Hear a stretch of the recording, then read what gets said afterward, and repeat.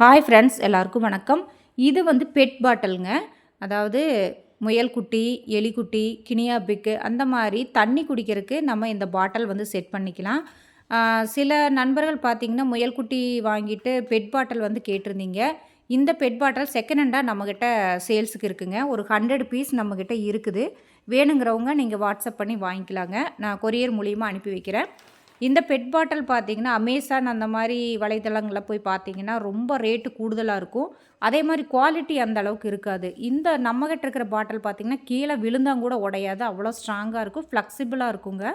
பாட்டில் வந்து ஒரு ரப்பர் மாரி நல்லா ஃப்ளெக்சிபிளா இருக்கும்.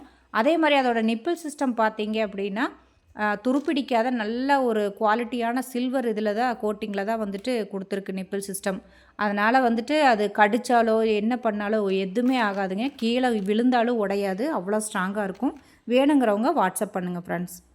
அதே மாரி இன்னைக்கு எப்படி மேட்டிங் விடுறதுன்னு பார்த்தீங்க அப்படின்னா, பெண் முயல கொண்டு போய் ஆண் முயல் கூண்டுல விடணுங்க.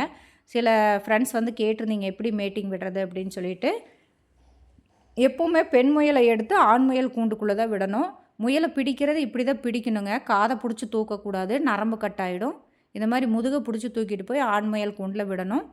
அதே மாரி எப்போ வந்து மேட்டிங் விடணும்னு கேட்டிங்கன்னா, பெண் முயல் வந்து ஒரு 5 மாதம் ஆயிடுச்சு. பிறந்து பெண் முயல் 5 மாதம் ஆயிடுச்சு அப்படின்னா, அதோட ஆர்கன்ஸ் வந்து பிங்க் கலரில இருந்துச்சு அப்படின்னா, ஹீட்டுக்கு வந்துருச்சுன்னு அர்த்தம். அதுக்கப்புறம் நம்ம மேட்டிங் விட்டா தான் சீக்கிரம் மேட்டிங் ஆகுங்க.